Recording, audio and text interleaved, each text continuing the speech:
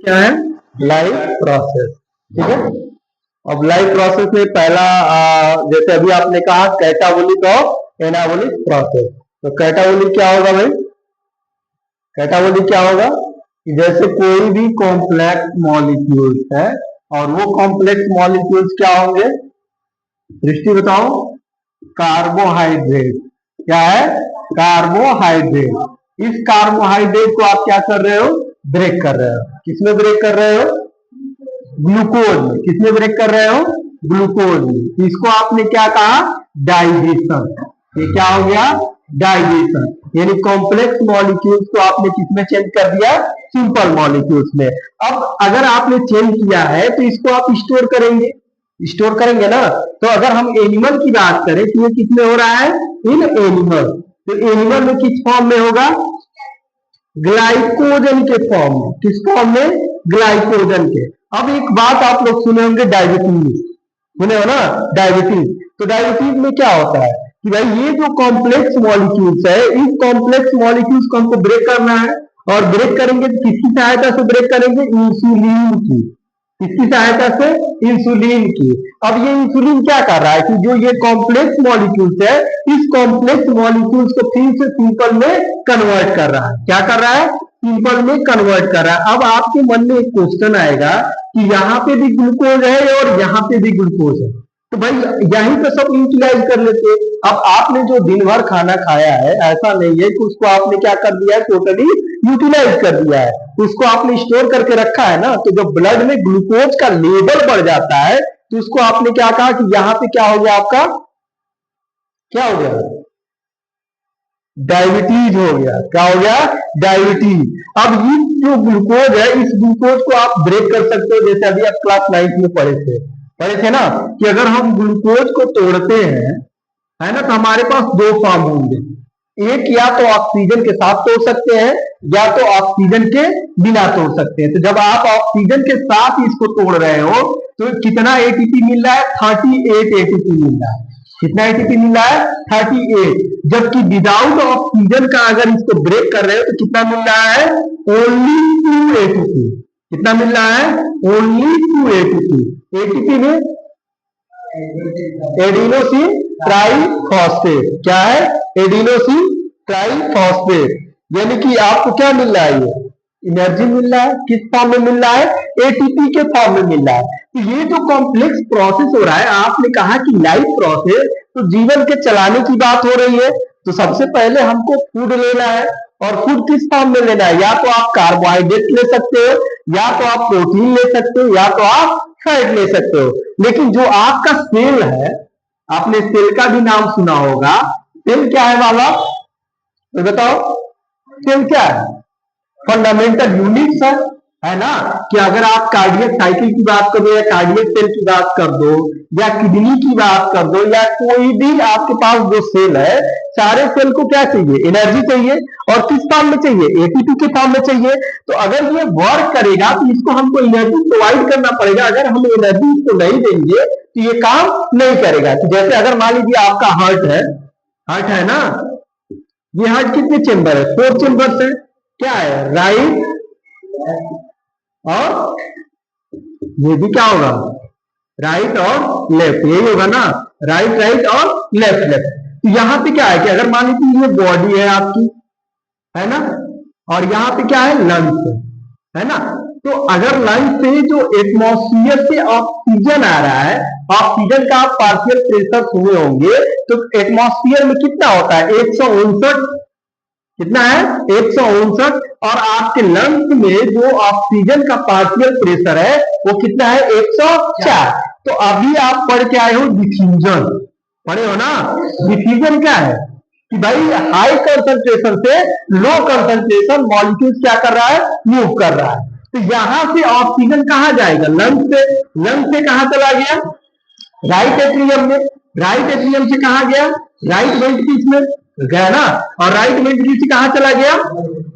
अब यहां से फिर क्या आएगा कि भाई आपने कहा कि ये जो ऑक्सीजन है, प्यूरिफिकेशन के लिए अगर आप बात करते हैं कि ऑक्सीजन को क्या करना है? प्यूरिफाइड करना है। प्यूरिफाइड करना है ना। तो कहा जाएगा? ऐसा तो नहीं है। यहाँ पे आप किडनी का भी नाम सुने होंगे। किडनी का काम क्या होता है?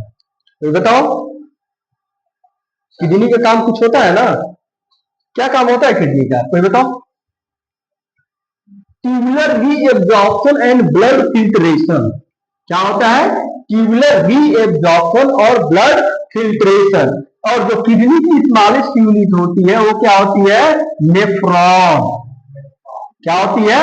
नेफ्रॉन। और नेफ्रॉन का यहाँ पे होता है बाउमिल कैप्सूल।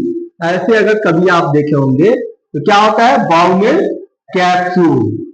ठीक है, हेलने लू, ये कलेक्टिंग डक्ट हो गया। ठीक है, 200 कलेक्टिंग डक्ट होता है एक नेफ्रॉन में। कितना होता है? 200 कलेक्टिंग डक्ट। ये ब्लड वेसल्स है, Bowman capsule, glomerulus capsule, PCT, DCT और सीटी, ये है हेनले लूप। अब देखो ये क्या कर रहा है कि यहाँ पे जो ऑक्सीजन वो है, क्या है? वाटर। इसको ये क्या करेगा? एब्जॉर्ब करेगा। यहाँ पे क्या है? फैट है, मिनरल्स है, न्यूट्रिएंट्स है, उसको भी क्या करेगा? एब्जॉर्ब करेगा। यहाँ पे क्या होती है? यूरिया है, होता है ना, डाइल्यूटेड यूरिन हो गया या कंसंट्रेटेड यूरिन हो गया। तो कभी अगर यूरिया की हम बात करें, जैसे मान लो आप लोग कभी चाय पिए होंगे, चाय बनाए होंगे, शरबत बनाए होंगे, और वहां पे अगर आप ज्यादा शुगर डाल दें तो वो क्या हो जाएगा? कंसंट्रेटेड होगा कि डाइल्यूटेड होगा? कोई बताओ? डाइल्यूटेड होगा ना? डाइल्यूटेड होगा, कंसंट्रेटेड होगा। डाइल्यूटेड मतलब पानी अधिक हो गया है ना। आपका कंसंट्रेटेड मतलब कि जो सॉल्यूट है, सॉल्यूट की मात्रा क्या हो गई? अधिक हो गई। कि जो आपने वाटर लिया है, इस वाटर में आपने क्या किया? शुगर को जो एड ऑन किया वो अधिक ऐड कर दिया। तो जब अधिक करोगे तो ये क्या हो जाएगा? कंसंट्रेटेड हो जाएगा, है ना। तो अगर ये होता है कि फिनाइल केटोनूरिया, फिनाइल कीटोलूरिया ये एक बीमारी होती है। इसमें जो अमोनिया होता है ना और यूरिया का सिक्रीशन क्या होता है? अधिक हो जाता है। क्योंकि यहाँ पे जो आपका किडनी है वो प्रॉपर वर्क नहीं कर पाता है, जिसके वजह से लगातार जो यूरिया है वो यूरिया का सिक्रीशन आप करने लगते हो। समझ आया? तो यहाँ पे डाइजेशन से आपने स्टार्ट किया और कहाँ पे आ गए? एक्सक्रीशन पे। कहाँ पे आ गए? एक्सक्रीशन पे। और एक्सक्रीशन मतलब क्या होता है? Removal of body wastage. कि जो आपके बॉडी के वेस्टेज में नाइट्रोजनस वेस्टेज है, और नाइट्रोजनस वेस्टेज मतलब यूरिया, अमोनिया, यूरिक एसिड। ठीक है, तो यूरिया क्या हो जाएंगे भाई कि जहां पे उसको सिक्रीट करने के लिए वाटर अधिक होगा, अमोनिया को भाई और उससे अधिक होगा, लेकिन यूरिक एसिड को एकदम कम वाटर में भी आप सिक्रीट कर सकते हैं। जैसे आप बर्ड का नाम देखेंगे, बर्ड्स जो होते हैं, चिड़िया उड़िया, उनके जो फीकस मैटर होते हैं वो कैप्सूल के फॉर्म में रिलीज होते हैं। कभी ध्यान दिए हो तुम लोग? जिसको लोकल लैंग्वेज में लेगी कहा जाता है। लेरी, लेरी होता है ना, छोटे छोटे वो सिक्रीट होते हैं। वो क्या होते हैं? उनको सिक्रीट करने के लिए कम वाटर की जरूरत पड़ती है। और जो एक्वेटिक एनिमल है, एक्वेटिक एनिमल को अधिक मात्रा में क्या होता है? वाटर की रिक्वायरमेंट भी होती है और वाटर वहां पे मौजूद भी होता है, और अमोनिया को सिक्रीट करने के लिए अधिक वाटर की जरूरत पड़ती है। ठीक है, अब अगर ट्रांसपोर्ट की बात कर ले, यहाँ पे क्या हो गया? ये तो आपके एडॉन हो गए, खत्म हो गए भाई। कौन? एक्सक्रीशन। भाई किडनी की बात कर लिए तो हमारा एक्सक्रीशन क्या क्या हो गया? खत्म हो गया। अब आपके पास जो ग्लूकोज था, जैसे आपने कभी ना कभी दवा खाए होंगे, मान लो पैर में चोट लगा हुआ है, दवा आपने कहाँ खाया? मुंह में। वो घाव क्या हो गया? ठीक हो गया। कैसे ठीक हुआ? ट्रांसपोर्ट हुआ ना। और ट्रांसपोर्ट किसके माध्यम से हुआ? ब्लड के माध्यम से। ये आपने जो भी दवा खाया था उस दवा को आपने क्या कर दिया? पहले तो वो ब्लड वेसल्स में गया। कहा गया? ब्लड वेसल्स में। ब्लड वेसल्स से होते हुए कहा चला गया? टारगेट आर्गन के पास। कहा गया? टारगेट आर्गन के पास, कि जहां पे चोट लगी हुई है वहां पे उसको पहुंचाया जाए। तो लेके कौन जा रहा है? ब्लड लेके जा रहा है। और ब्लड क्या है बालक? कनेक्टिव टिश्यू है। क्या है? Connective tissue. Fluid connective tissue. ये क्या कर रहा है, एक जगह से दूसरे जगह, चाहे वो मिनरल्स हो, न्यूट्रिएंट्स हो, या कोई भी प्रकार का कोई भी मॉलिक्यूल्स हो, उसको एक जगह से दूसरे जगह ट्रांसफर करना है तो हमको क्या जरूरत पड़ेगा, ब्लड का। जबकि अगर हम प्लांट की बात कर ले तो प्लांट में क्या हो जाएगा मालूम, जाइलम और फ्लोएम। नाम सुने हो ना, जाइलम और फ्लोएम। जैसे मान लीजिए यहां पे क्या है, एक प्लांट है ना, इसको क्या करना है, फोटोसिंथेसिस करना है, ठीक है। यहाँ पे क्या है, ये रूट्स है ना, ये क्या है, रूट है। रूट में क्या है भाई, यहाँ पे ये सॉइल है, सॉइल के अंदर क्या होगा, वाटर भी होगा, मिनरल्स भी होगा, न्यूट्रिएंट्स भी होगा। तो अगर ये वाटर को कहाँ लेके जा रहा है, लीफ तक लेके जा रहा है, कहाँ लेके जा रहा है, लीफ तक। और लीफ क्या करेगा, फोटोसिंथेसिस करेगा। क्या करेगा, फोटोसिंथेसिस। किसके प्रेजेंस में, सन के प्रेजेंस में। किसके प्रेजेंस में, सन के प्रेजेंस में।